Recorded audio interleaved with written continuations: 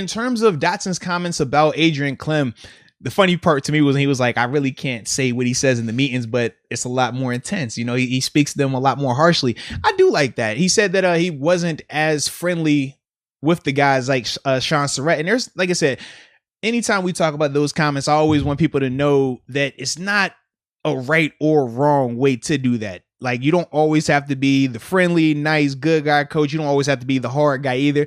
But either way, whatever method works for you, that's what you go with. And knowing Adrian, the more I've researched him, that is his coaching style, but that's how guys typically respond with him. So if that's the way that he motivates these guys, if that's what it's going to take to get them back being a physical group, having a physical mentality, because playing physical is more than just firing off the ball. You got to have that mentality of, I'm trying to break your face every single time. I want you to feel pain. I want you to look, when I look in your eye, I want to see fear. Like, that's a different mindset. And I felt at times they didn't have that last year. No. I thought at times it was a lot more going through the motions last year, checking off a box of I ran into this guy, I did my job. Not, I'm trying to like just your face mask and your nose, I want them to become one. Like, that's the energy I want, especially from my old lineman. Dotson, he has that energy. The way it sounds like with Adrian Klemm, it seems like he is trying to promote that energy as well. So I'm all for it. In terms of the 3-point stance part, I like that as well. Just from a leverage standpoint, when you talk about does that help, will that improve in terms of the details? Yeah, because when you're coming out of a 3-point stance with football, people get enamored with size. People get enamored with how much a guy can bench press and things like that. But realistically, it's about leverage and technique. You don't have to be the strongest guy or the biggest guy. I was never the biggest or strongest anytime I was on the field. But if you have technique, if you have pad level, you can be really, really good.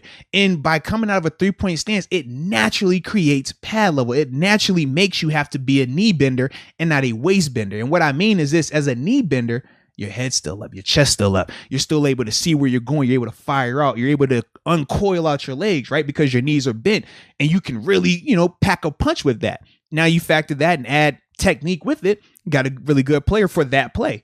Now, when you're coming out of a 2-point stance, you can run the issue of becoming a waist bender. And what is a waist bender? Tall people, 6'2", 6'3", typically our O-line or bigger body people. Instead of wanting to bend their knees to get down, which does take a lot more energy, you feel like, okay, if I lean forward, I'm low.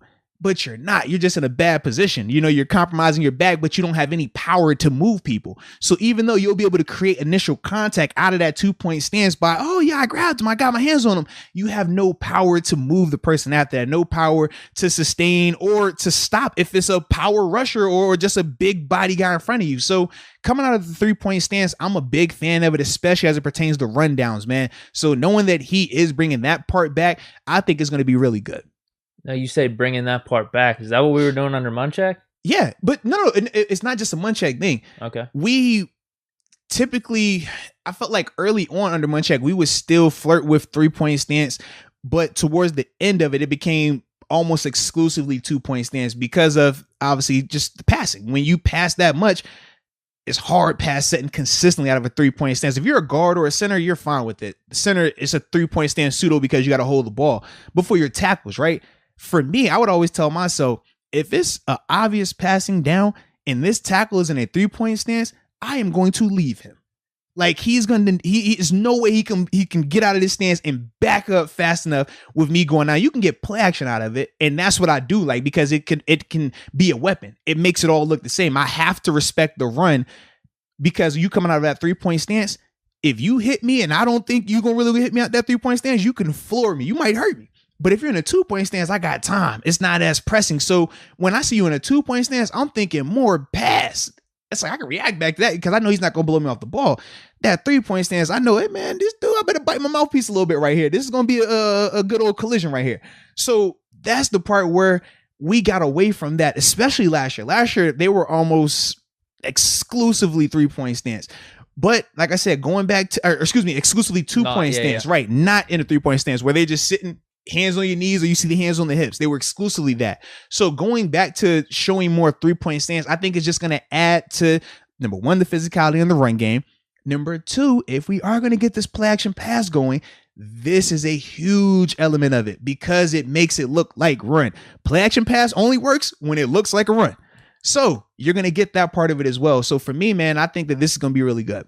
Yeah, it sounds awesome. And we talked about, too, Klemm, he had a big part in Dotson's development last year. So if he's bringing that same stuff to the table, whatever he was speaking to Dotson, and I'm guessing it's consistent, like you said, wasn't that how he coached Dotson last year? Absolutely, man.